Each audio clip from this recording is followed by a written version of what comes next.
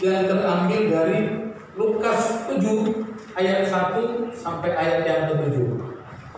Lukas 7 ayat 1 sampai ayat yang ke-7.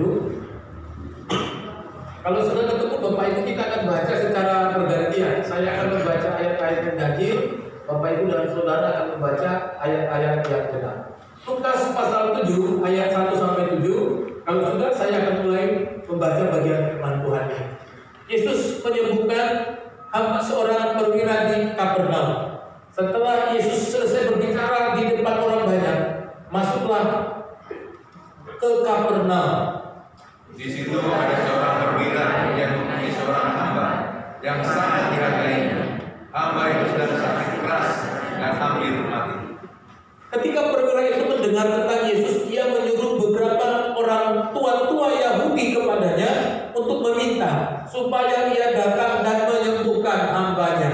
Mereka datang kepada Yesus dan dengan syarat mereka meminta pertolongannya, katanya, "Ia layak engkau tolong. Sebab ia mengasihi bangsa kita dan dia yang menanggung pembangunan rumah ibadat kami." Lalu Yesus pergi bersama-sama dengan mereka. Ketika ia tidak jauh lagi dari rumah perwira itu menyuruh sahabat-sahabatnya untuk mengatakan kepadanya, "Tuhan, janganlah susah-susah, sebab aku tidak layak menerima Tuhan dalam rumahku. Sebab itu aku juga menganggap diriku tidak layak untuk datang kepadamu. Tetapi katakan saja sepatah kata, maka hambaku itu akan sembuh." Amin. Tema kita pada pagi hari ini adalah hidup di tengah masyarakat yang pluralisme, atau dalam bahasa yang lebih sederhana, hidup di tengah masyarakat yang penuh dengan keberagaman. Hidup di tengah-tengah masyarakat yang penuh dengan keberagaman. Bapak Ibu dan Saudara yang terkasih dalam nama Tuhan, tentu kita pernah mendengar yang namanya negara Afrika Selatan. Dulu negara Afrika Selatan itu ada namanya politik apartheid. Itu adalah bahwa mereka mengatakan bahwa orang yang kulit putih itu lebih tinggi rasnya dari orang yang kulit hitam. Makanya itu ada dulu pahlawan yang terkenal itu adalah pembela apartheid, itu adalah Nelson Mandela. Jadi beliau ini memperjuangkan bagaimana sebagai warga orang yang kulit hitam itu supaya sama harkat martabatnya itu bersama-sama dengan orang yang kulit putih. Dengan perjuangan yang akhirnya mendunia, akhirnya beliau bisa mempersamakan hak mereka di dalam keberagaman. Bapak Ibu dan Saudara yang terkasih dalam nama Tuhan Yesus, kalau kita berbicara mengenai keberagaman hidup, kita ini hidup di tengah-tengah masyarakat yang penuh dengan keberagaman. Kalau kita melihat negara kita Indonesia, Bapak Ibu dan Saudara, itu lebih dari 13.667 pulau. Itu lebih dari 13.000 suku yang ada di Indonesia. Itu semuanya hidup dalam keberagaman, Bapak Ibu. Saya nggak bisa bayangkan kalau kita pergi ke satu pulau, kita dari Jawa pergi ke Sumatera, pasti kita nanti akan kaget, Bapak Ibu. Oh, ternyata orang Sumatera itu kayak gini. Kita pergi ke Sulawesi, oh ternyata orang Sulawesi seperti ini. Kita pergi ke Ambon, ke Papua, oh mereka begitu. Kita hidup di dalam keberagaman yang adalah merupakan anugerah dari Tuhan.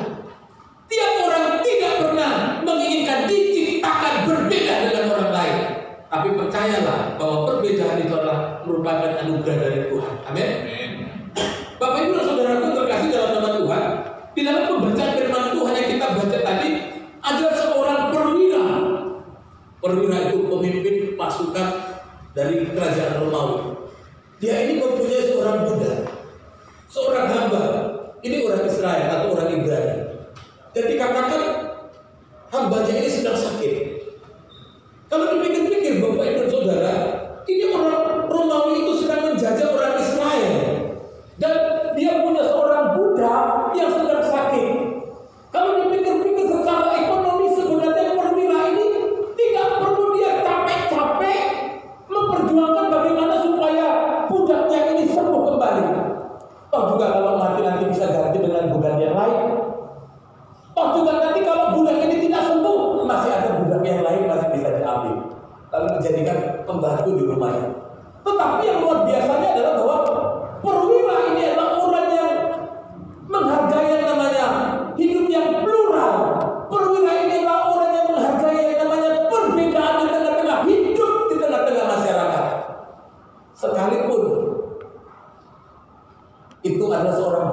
tinggal di rumahnya. Bapak Ibu saudaraku terkasih dalam nama Tuhan Yesus, orang Kristen itu tidak bisa hidup terpisah dari orang lain. Amin Bapak Ibu. Saya nggak yakin Bapak Ibu kalau dalam satu kampung atau satu desa itu semua yang hidup orang Kristen. Saya nggak yakin nggak ada ayam yang hilang. Betul Bapak Ibu? Saya nggak yakin kalau dalam satu desa, satu kampung, satu kota, satu negara itu semua orang Kristen. Saya tidak yakin di situ tidak ada lari. Saya pernah pelayan di penjara Bapak Ibu, diundang Natal di penjara. Saya korban. Yang hadir banyak Bapak Ibu. Tapi saya nggak bangga. Karena yang hadir yang ibadah Natal itu orang Kristen semua, nabi semua.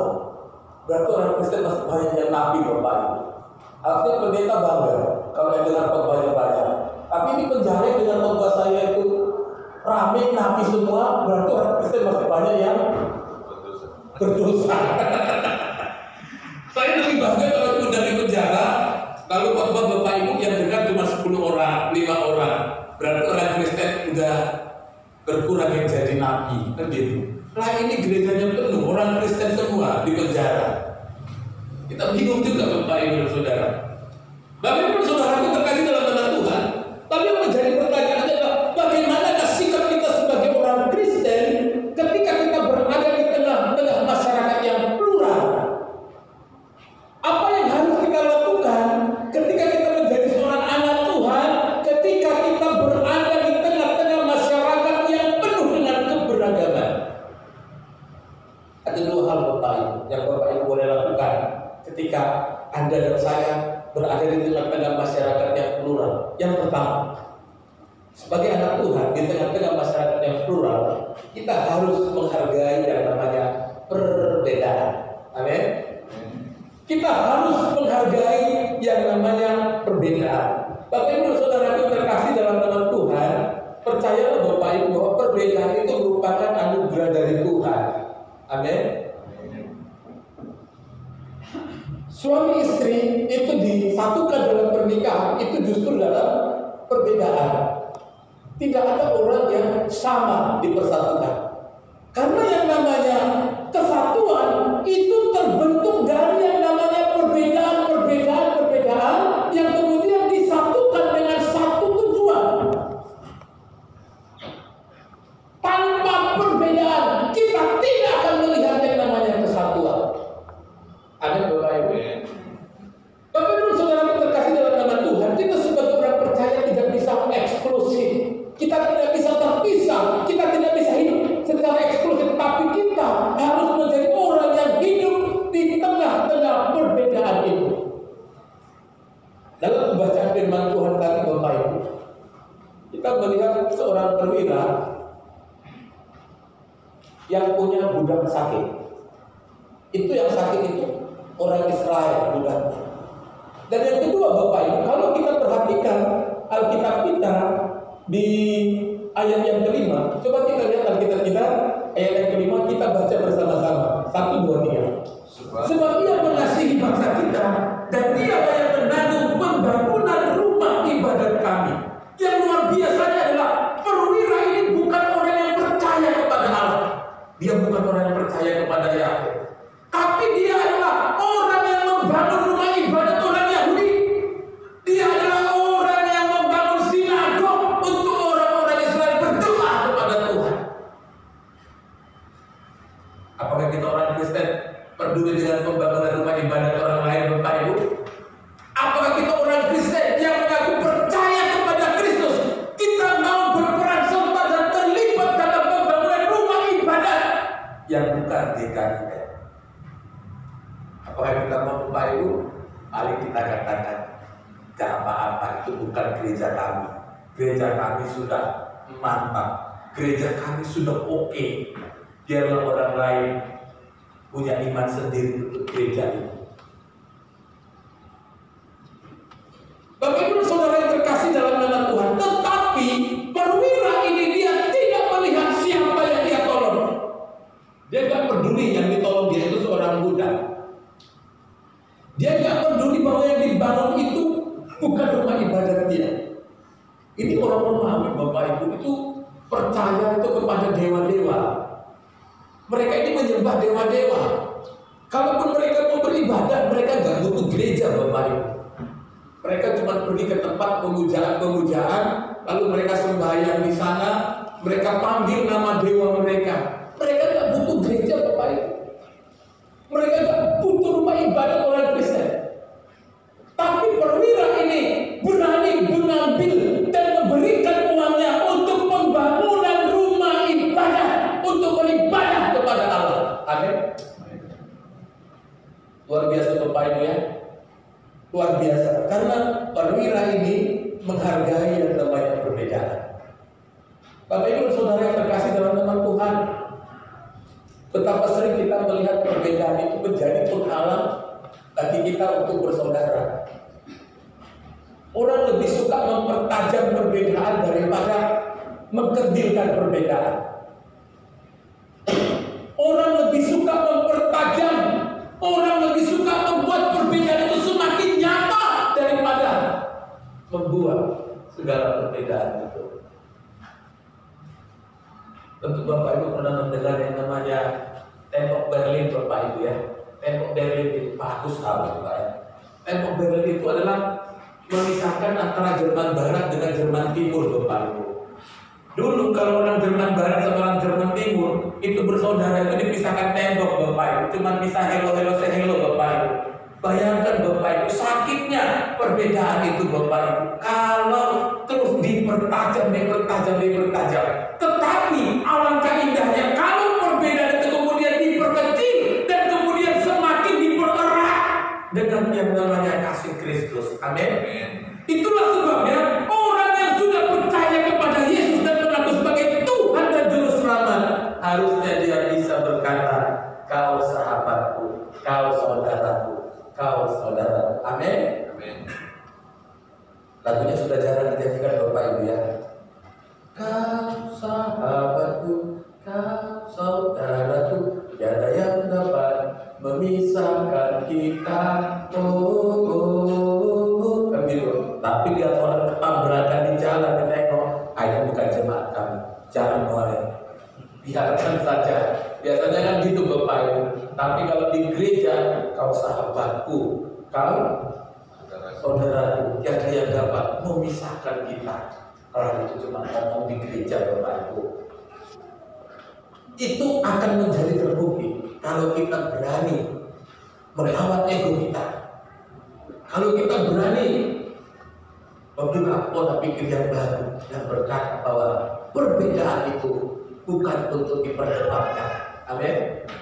Perbedaan itu bukan untuk dipertajam, tetapi perbedaan adalah sebagai wadah di mana kita boleh mempraktekkan kasih Tuhan seperti yang tertulis dalam Matius 22 ayat 39. Kasihilah sesama manusia seperti dirimu sendiri. Amin. Kasihilah sesama manusia seperti dirimu sendiri. Kalau kita melihat orang sakit, ya berarti saya juga kalau sakit seperti itu. Kalau kita melihat orang kekurangan, ya nanti juga kalau saya kekurangan seperti itu. Makanya kita harus mengasihi orang lain. Bapak Ibu dan Saudara, ciri utama orang Kristen itu terkenal karena kasih Bapak Ibu. Amin. Yang membedakan Bapak Ibu dengan yang lain itu adalah karena kasih Bapak Ibu. Wajah boleh beda, baju Anda boleh sama dengan orang lain, tapi wajah Anda nggak bisa menipu. Anda orang Kristen. Amin. Saya pernah naik busway Bapak Ibu. Saya ngetes busway, jadi naik busway lah. Jadi waktu saya naik busway itu enak duduk Bapak Ibu. Tiba-tiba ada seorang ibu datang, lalu dia kemudian, saya kasihan dia. Udah ibu kok berdiri. Saya bilang, ibu silakan duduk biar saya yang berdiri. Langsung ibu itu bilang, mas orang Kristen ya. Saya bilang, kok ibu tahu saya orang Kristen? Dari wajahnya loh mas, nampak orang Kristen. Jadi kalau orang lihat wajah kita Bapak Ibu, nampak orang Kristen. Jangan orang lihat wajah kita, dari wajahnya nampak loh, koruptor. Harus nampak Bapak Ibu. Orang lihat wajah kita itu memang memancarkan kemuliaan Tuhan Bapak Ibu. Ketika orang lihat wajah kita, ini saya seperti melihat wajah Tuhan Yesus, walaupun nggak brewok. Saya sudah cukup brewok saya Bapak Ibu. Jadi itu Bapak Ibu dan Saudara. Bapak Ibu dan Saudara yang terkasih dalam nama Tuhan Yesus. Kita boleh berbeda dengan orang lain. Orang lain boleh berbeda dengan kita. Tapi percaya Bapak Ibu, perbedaan itu adalah sarana atau tempat di mana kita bisa menunjukkan siapa jati diri kita yang sebenarnya. Bahwa kita adalah orang percaya, yang percaya kepada Yesus, yang percaya kepada Kristus, yang mana kita dituntut untuk mengasihi sesama kita. Amin. Itu yang pertama. Yang kedua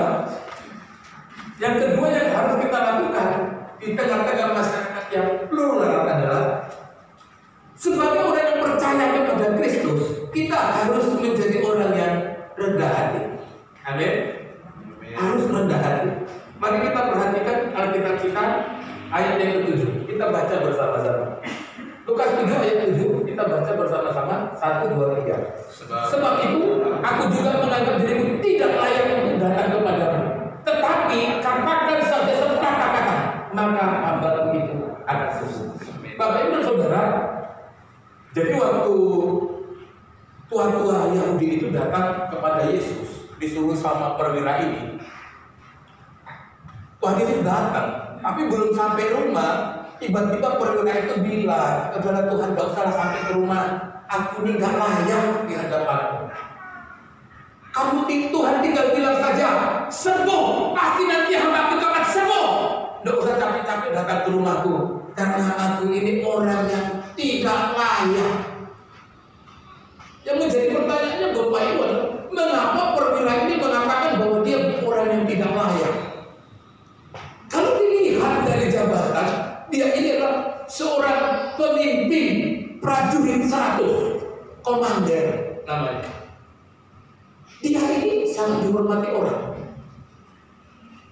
Orang kalau dia lewat, orang bilang, selamat pagi komander, selamat siang komander, dan lain sebagainya. Orang selalu puja hormat sama dia. Tetapi hari itu adalah merupakan hari yang lain dan tidak sama dengan hari-hari lainnya.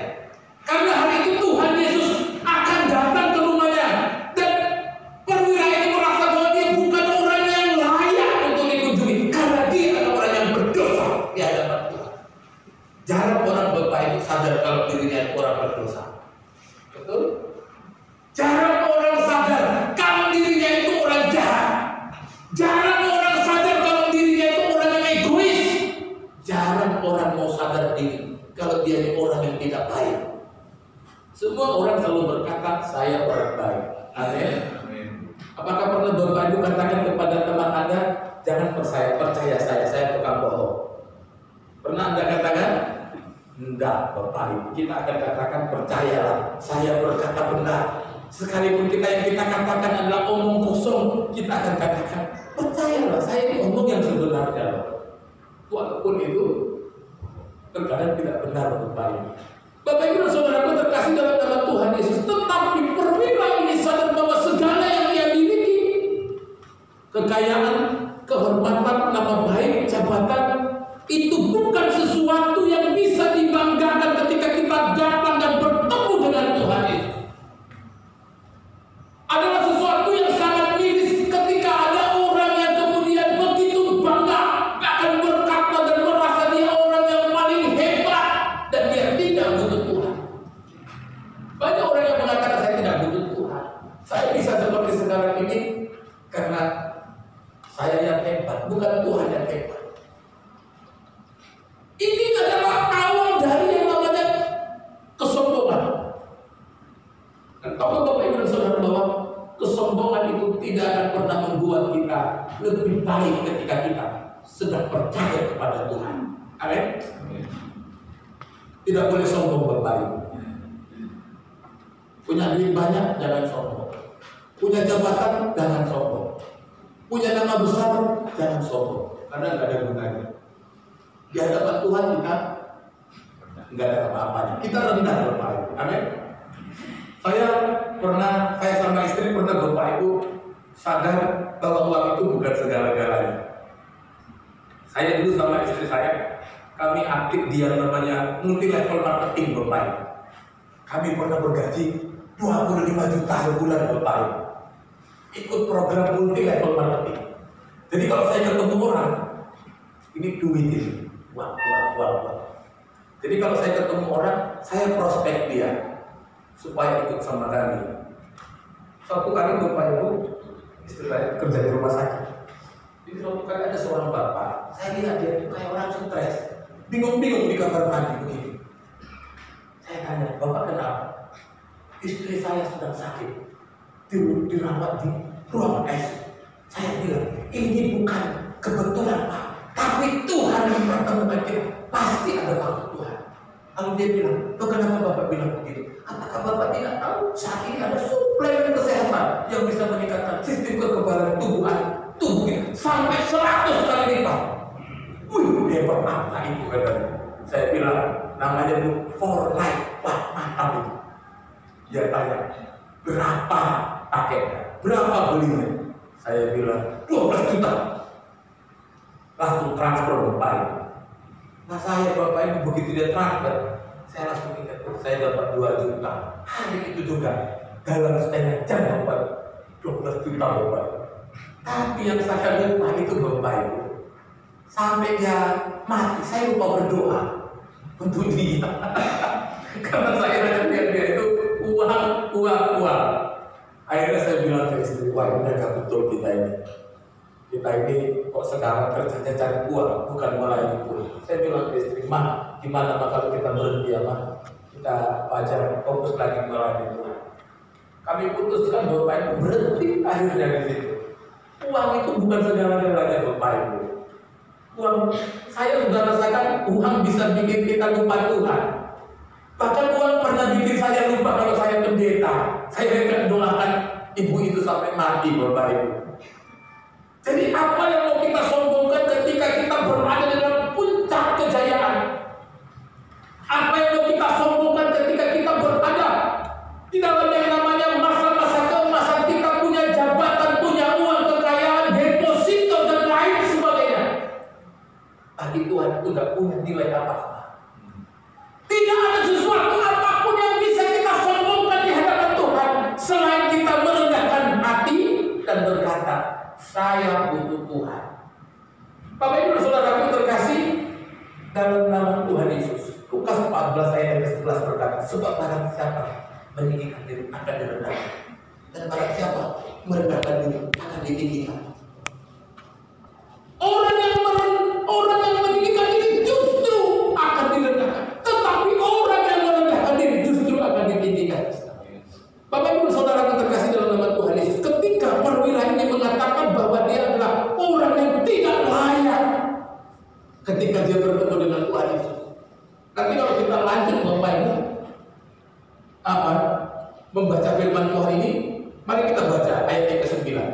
Kita baca bersama-sama 1, 2, 3. Setelah Yesus mendengar perkataan itu, ia heran akan dia, dan sambil berpaling kepada orang banyak yang mengikuti dia, ia berkata, aku berkata kepadamu, iman sebesar ini tidak pernah aku jumpai sekalipun di antara orang Israel.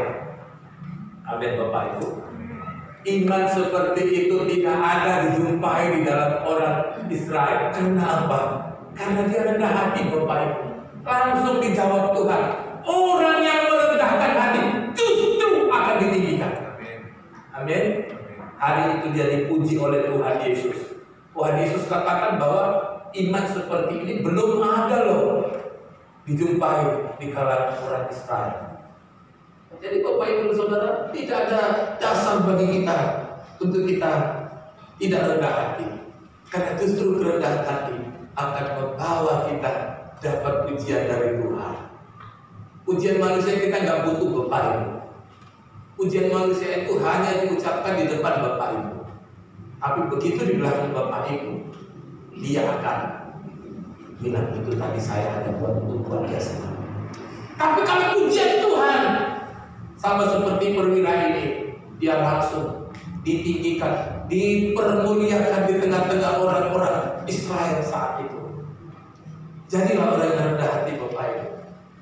Jangan jadi orang yang tinggi hati. Amin. Semakin penutup Bapak Ibu. Saya sama istri saya kan, kami dulu itu suka ngobatin orang. Jadi kalau ada orang sakit, kami selalu ngobatin orang biasanya. Karena honornya besar juga Bapak Ibu. Jadi satu kali kami ada ngobatin orang, seorang ibu. Lalu kemudian kami kenalan. Lalu dia bilang, Bapak kerjanya apa? Saya pendeta. Lalu ibu itu bilang begini, suami saya juga pendeta Bapak. Puji Tuhan, saya ketemu sama pendeta. Suaminya di mana? Saya bilang. Lalu ibu itu bilang, suami saya ada di LP. Wah, bagus ya Bu, ya suaminya mulai di LP, jadi pendeta napi. Saya bilang, oh bukan Pak, suami saya justru ditahan di LP. Nama pendeta ditahan di LP. Saya bingung Bapak Ibu. Jadi sekarang pendeta sama penjahat itu satu sel. Saya bingung. Tapi mau ditanya, ya nanti dibilang kepo. Dan ditanya yang penasaran kan gitu. Kira saya tanya juga, Bu, kenapa Bapak kok bisa masuk penjara ya? Saya bilang begini. Kenapa Ibu? Bapak kok bisa masuk penjara? Lalu ibu itu bilang, iya, suami saya itu, dia itu dulu nyabu katanya. Jadi suaminya ini pendeta juga ternyata banyak nyabu juga Bapak Ibu.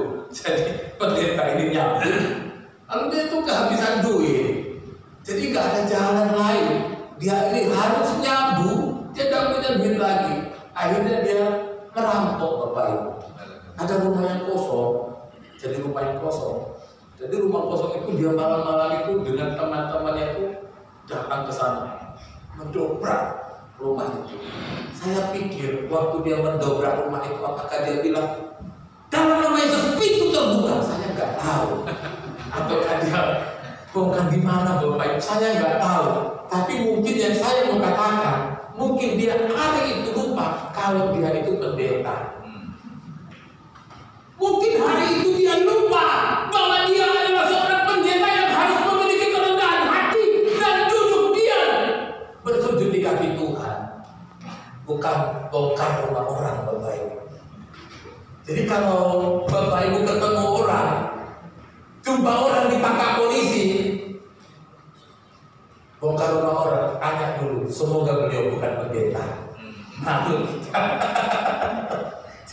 Harus tetap rendah hati dong Bapak Ibu. Karena kerendahan hati itu ciri khas kita sebagai orang percaya. Kita dikenal sebagai pengikut Yesus. Anda harus rendah hati. Karena dari cara kita duduk, cara kita berdiri, cara kita berbicara, dari cara kita berkomunikasi, orang harus tahu bahwa kita ini adalah pengikut Yesus. Amin. Orang harus tahu bahwa kita ini orang Kristen, memancarkan kemuliaan Tuhan. Dua hal yang Bapak Ibu harus lakukan ketika kita berada di tengah-tengah masyarakat yang plural. Yang pertama, jadilah orang yang rendah hati. Dan yang kedua, tetap hargai perbedaan yang ada. Tuhan Yesus memberkati. Kita berdoa. Bapa dalam surga, terima kasih. Kami bersyukur kalau pada hari Tuhan Engkau boleh hadir di tengah-tengah kami, memberikan kami Tuhan kesan moral yang indah. Kami harus menjadi orang yang menghargai perbedaan. Kami harus menjadi orang yang rendah hati Bapak.